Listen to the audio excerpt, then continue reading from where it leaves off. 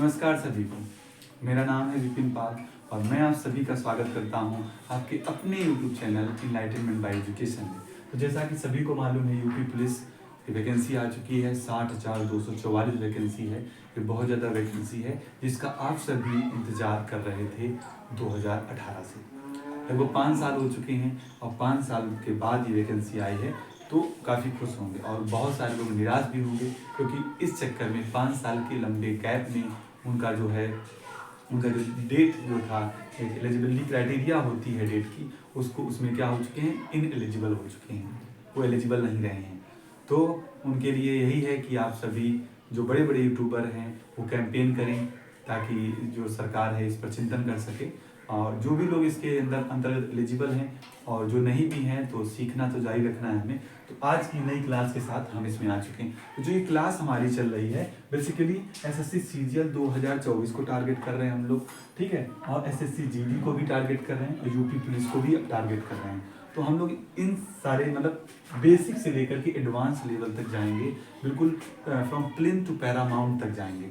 आप सभी जुड़ जाइए, ज़्यादा से ज़्यादा लोगों तक अपने इस YouTube चैनल को, इस प्रकार से आप पहले से प्यार दे रहे हैं वही आप फिर से और लोगों तक शेयर करिए, ताकि लोग इस चैनल को समझ पाएँ कि हम फ्री ऑफ कॉस्ट क्या कर रहे हैं, लोगों की सेवा कर रहे हैं। ठीक है, जो भी हमने सीखा है वो सिखाने का प्रयास कर रहे हैं। तो आज जो है इन 4 टॉपिक पर हम लोग बेसिकली बात करने वाले हैं। ये x% ऑफ y क्या है is equal to y% of x, ये कैसे है, विभिन्न एग्जाम्पलों के माध्यम से हम लोग सीखने का प्रयास करेंगे। दूसरा जो टॉपिक है वो होगा more than and less than change in percent में less than more than change क्या होता है उसको समझेंगे। अप्रॉक्सीमेशन की जरूरत बहुत पड़ती है जब भी कभी क्या होता है, जब बहुत सारे ऑप्शन दिए जाते हैं, जब 4 ऑप्शन आपके सामने होते हैं और उनके बीच में जो दूरी होती है वो डिस्टेंस ज़्यादा होती है। जैसे मान लो एक ऑप्शन दिया हुआ 400, एक में दिया गया 600, एक में दिया गया 800, तो ये बहुत ईजी होता है। तो अप्रॉक्सीमेशन के माध्यम से भी हम लोग परसेंटेज जल्दी निकाल सकते हैं। और मल्टीप्लाइंग फैक्टर जो है, it is one of the most important things in percentage. तो इन चारों चीज़ों को, चारों पॉइंट को 1 बाई 1 करके हम लोग सीखने का प्रयास करेंगे। तो पहला पॉइंट है x% of y is equal to y% of x।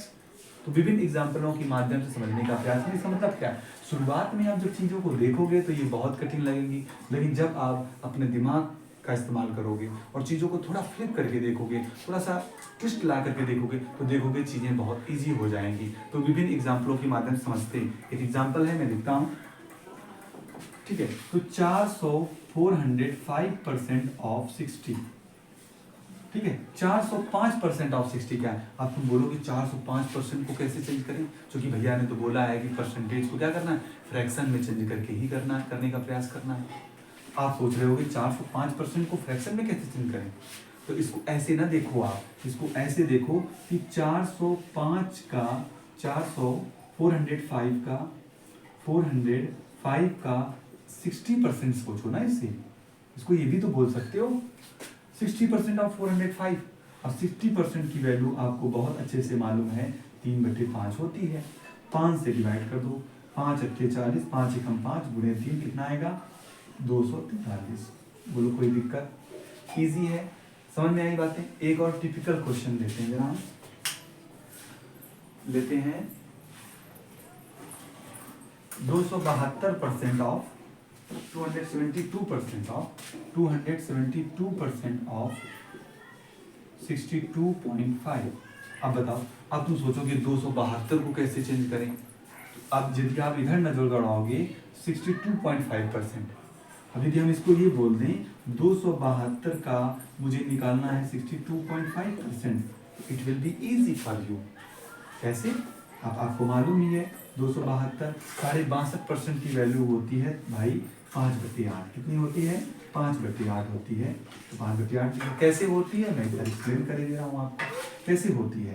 तो इसको हम 50% प्लस 12.5 लिख सकते हैं दोस्त, के लिए लिख सकते हैं मित्र। 50% की वैल्यू 1/2 प्लस 12.5 की वैल्यू 1/8। आप इसे एलसीएम ले लो, 8 आएगा, 2 से डिवाइड करोगे ऊपर 4 जाएगा, 8 से डिवाइड करोगे 1 आएगा, 5/8। ये हम सब चीज़ें ऑलरेडी डिस्कस कर चुके हैं, ठीक है। अब मैं इसको 8 से डिवाइड कर दूंगा, तो 8 3 24, 8 चौको 32 और 34 पंचे 170 होता है। कोई दिक्कत, बोलो कोई दिक्कत। तो जब भी कभी ऐसा हुआ करे, जैसे मान लो 34 पंचे मैंने इतनी जल्दी गुणा कैसे कर दिया, इस चीज को समझना। 34 पंचे 170 कैसे बोल दिया, तो हमेशा जाना इससे 2 से डिवाइड कर दिया करो, 17 आ गया, एक जीरो अपने आप से बढ़ा दो, ऐसे करके। कैसे हमने किया, इसको हमने ऊपर नीचे 2 से गुणा कर लिया और 2 से डिवाइड किया, ये 17 आ गया, ये 10 हो गया, तो 10 को गुणा करना इजी होता है कंपैरेटिवली। ठीक है, तो हमने ये किया था। कोई दिक्कत आपको, तो समझ में आया होगा ये चीजें। तो इसके माध्यम से, विभिन्न एग्जाम्पलों के माध्यम से पहला वाला हमारा चीज क्लियर हो गई। ठीक है, अब हम दूसरी चीज करेंगे। तो दूसरी चीज क्या है कि मोर than and less than change in percent क्या है, क्या हम बोल रहे हैं, मोर than and less then in percent. More than less then in percent क्या है, इस चीज को समझने का प्रयास करेंगे कि ये कैसे आता है। जैसे हमने बताया कि विभिन्न एग्जाम्पलों के माध्यम से ही हम समझने का प्रयास करेंगे। तो एग्जाम्पल लिखते हैं, 3 एग्जाम्पल हैं इसके। लिखा है 203 is what percent more than 145। 203 is what percent more than 145। 145। अब बताओ इसे कैसे करने का प्रयास करोगे। लिखा है 203 is what percent more than 145। More than 145 comparison किससे हो रहा है, 145 से। तो बेस वैल्यू क्या है, 145, मतलब डिनोमिनेटर में 145 रहेगी। जिसको मालूम नहीं है, जिसने सिर्फ बेसिक्स चीजें सीखी हैं, वो क्या करेगा, ऐसे करेगा, मोर देन, तो वो क्या करेगा, 203 को सब्ट्रैक्ट करेगा 145 से, तो बोलेगा कितना आया है, 145, कितना आया, 8 5 13, और फिर इसका 9 आ गया, तो बचा यहाँ पे 5, 58 आ गया, तो बोलेगा यहाँ पे तो 58 आ गया, तो 58 यहाँ पे रखना है, और इससे ज़्यादा हुआ है 145 से। बोलो ऐसे करेगा, और फिर उसको क्या करेगा, 100 का मल्टीप्लाई कर देगा और परसेंटेज में निकाल लेगा इसको काट करके। ठीक है, लेकिन हमें ऐसे नहीं करना है। जैसे हम क्या करेंगे, 29 दूनी 58 और 29 पंचे 145 होता है, तो मेरा क्या गया, 2/5 गुणा 100, तो काटोगे 5 दूनी 10, 20 दूनी 40% आ गया। कोई दिक्कत, ये 40% आ गया, लेकिन ऐसे आपको नहीं करना है, ऐसे आपको नहीं करना है। कैसे आप करोगे मैं बताता हूँ, इजी, सबसे इजी वे में बताता हूँ। आप कैसे करोगे, ये लिखा है 203 is what percent more than 145। 203 is what percent more than 145। तो हम लोग ये क्या करेंगे, हम लोग इसका रेशियो निकालने का प्रयास करते हैं। रेशियो निकालेंगे, तो रेशियो आप निकालो किससे कट रहा है, तो हमने कहा 29 से कट रहा है, क्योंकि 29 पंचे 145 होता है। 29 पंचे और 29 से इसको काटोगे तो 29 नवैया 29 सत्ते आएगा, सॉरी 29 सत्ते 203, 29 सत्ते 203, 29 सत्ते 203 होता है। तो मैंने कहा रेशियो क्या बना, 7:5 बना। अब मैं बोला, तो मैंने क्या बोला, 145 से ही कितना ज्यादा है, तो बताओ 5 से ही कितना ज्यादा है, तुम बोलोगे 5 से ये 2 ही ज्यादा है, तो 2 ज्यादा है, तो 2/5 गुणे 100, इसको परसेंटेज में बदल सकते हो, या बदलना ना चाहो तो आप डायरेक्ट भी यदि याद है तो 2/5 की वैल्यू होती है 40% गुरु, ये बात ध्यान रखो डायरेक्ट। ठीक है, एक और एग्जांपल के माध्यम से हम आपको बताना चाहेंगे कि और सीखते हैं। तो सब क्या करना है, डेसिमल मतलब रेशियो निकालने का ही प्रयास करना है। जैसे इसे 1221 is what percent of 792। 1221 is what percent of 792। 792, तो 1221 जो है वो 792 का कितना परसेंट है। ठीक है, इसको हम लोग प्रयास करते हैं। तो यदि आप वैसे निकालोगे व्हाट परसेंट, तो आप सीधे क्या करोगे, 1291 इज व्हाट परसेंट ऑफ 792, ये है बेस वैल्यू। ये क्या है, बेस वैल्यू है। यदि आप बेस वैल्यू को नीचे रखोगे, क्या करोगे, आप कैसे निकालोगे, 1221 बटे 792। अब आप 100 का गुणा कर दोगे, परसेंटेज निकालोगे, काटो पीटोगे, तो काफी यहाँ पर फालतू का कार्य हो जाएगा। ऐसा ना करके हम लोग क्या करेंगे, रेशियो निकालने का प्रयास करेंगे। क्या करेंगे, रेशियो निकालने का प्रयास करेंगे। 1221 इज व्हाट परसेंट ऑफ 792, तो हम लोग पहले रेशियो निकालेंगे।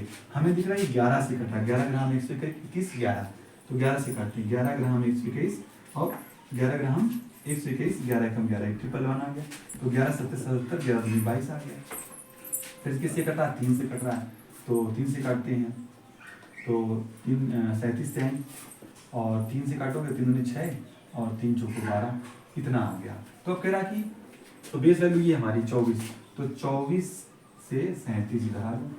अब बताओ 1/24 का तुमको मालूम था कि क्या होता है परसेंट, 1/24 को मालूम था कि 24 4 सही 1/4 बोलो होता है कि नहीं, 4 सही 1/6, 4 सही 1/6% होता है। अब 37 का गुणा कर दो, 37 गुणे 4 सही 1/6, तो गुणा करोगे तो आ जाएगा 37 का गुणा कर दो, 37 चौको कितना आएगा, 7 चौको 28, 4 में 12, 148, ठीक है 148 आ गया। और 37 का गुणा 6 और जुड़ जाएगा इसमें, और 1/6, ठीक है।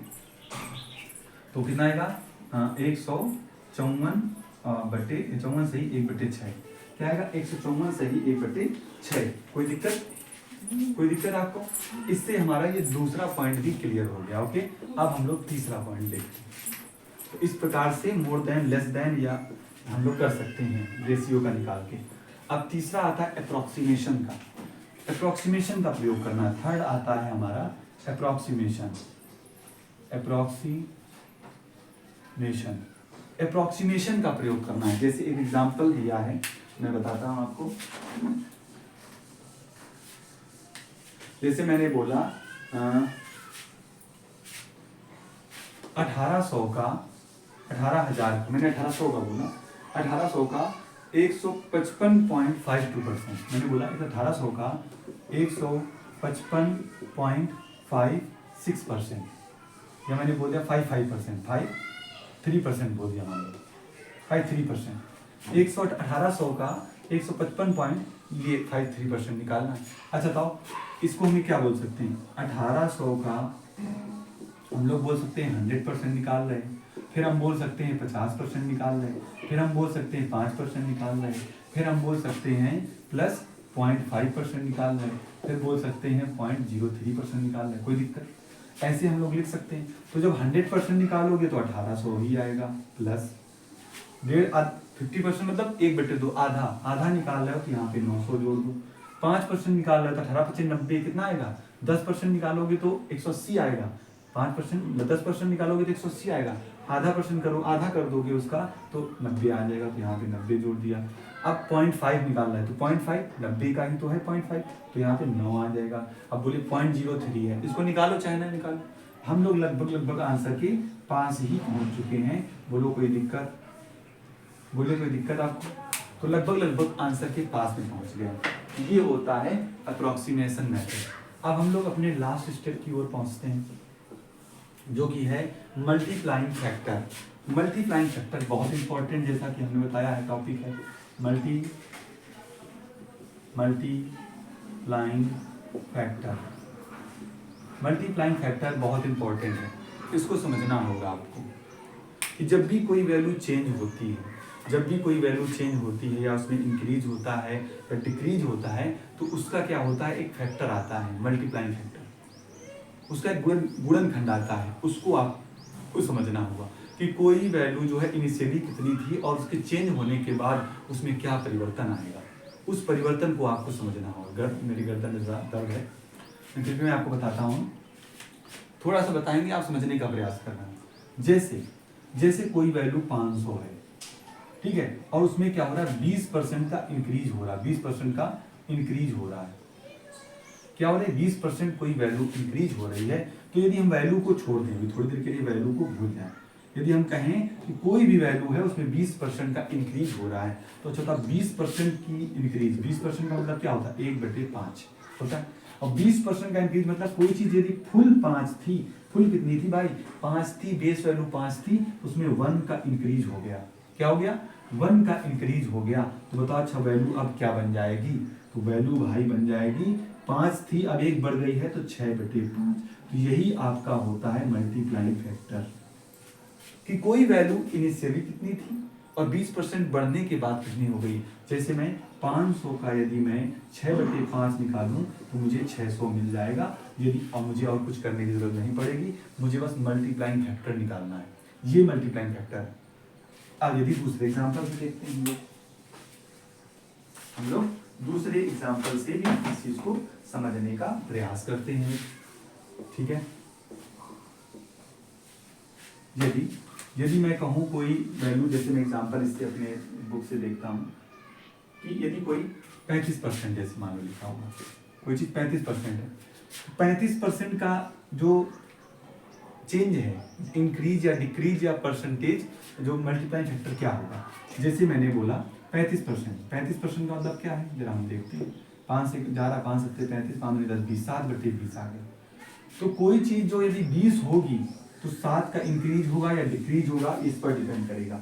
ठीक है, तो इनिशियल वैल्यू 20 है, ये इनिशियल वैल्यू है, ये बात ध्यान रखना है, इनिशियल वैल्यू है। अब ये डिक्रीज होगा या इंक्रीज होगा, तुम्हें सवाल में दिया होगा कि ये वैल्यू इंक्रीज हो रही है या डिक्रीज हो रही है। जैसे मैंने बोला लेट किया कि वैल्यू इंक्रीज हो रही है, क्या हो रहा है, इंक्रीज हो रही वैल्यू। तो जब इंक्रीज हो रही है तो भाई बताओ क्या हो जाएगा, 20 कोई वैल्यू इनिशियल थी और 7 इंक्रीज हो गई है, तो ये 27/20 नहीं हो जाएगा। तो ये इंक्रीज का है मल्टीप्लाइंग फैक्टर। यदि कोई वैल्यू डिक्रीज कर रही है, बताओ डिक्रीज कर रही है, तो क्या किया जाएगा, तो यही 20 था और 7 क्या हो जाएगी, ये 7/20 हो जाएगा। और डिक्रीज जब हो रही है तो बताओ कितना बचेगा, 13/20, और यही क्या होगा, मल्टीप्लाइंग फैक्टर होगा। और ये किसी भी वैल्यू में रख दोगे, जब आप बोलोगे कि कोई वैल्यू जो है 35% बढ़ रही है, मैंने बोला 500 जो है 35% बढ़ रहा है, या मैंने बोला 400 जो है 35% बढ़ रहा है, तो मुझे और कुछ नहीं करने की जरूरत है। जैसे मैंने बोला 400 जो है 35% बढ़ रहा है, तो मुझे बढ़ रहा है मतलब 7/20, 27/20। यदि मैं 27/20 से डायरेक्ट मल्टीप्लाई कर दूं, 20 20 400, 27 दूनी 54, 540, तो तुरंत आ जाएगा कि इतना बढ़ के इतना हो गया। यदि कोई चीज़ तुरंत घट भी रही है, 400 जो था वो यदि 35% घट रहा है, तो हम बोलेंगे ये 13/20 हो रहा है। तो 20 20 400, 20 और 20 13 दूनी 26, 260। कोई दिक्कत आपको, कितना ईजी हो गया।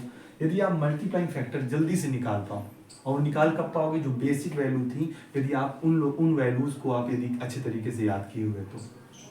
ठीक है, तो एक दो एग्जाम्पल के माध्यम से और हम बताने का प्रयास करते हैं कि ये तो फ्रैक्शन की हो गई, ये फ्रैक्शनल मल्टीप्लाइंग फैक्टर हो गया। लेकिन मल्टीप्लाइंग फैक्टर जो होता है पॉइंट में भी हो सकता है, डेसिमल में भी हो सकता है, उसको भी जरा समझ लेते हैं। ठीक है,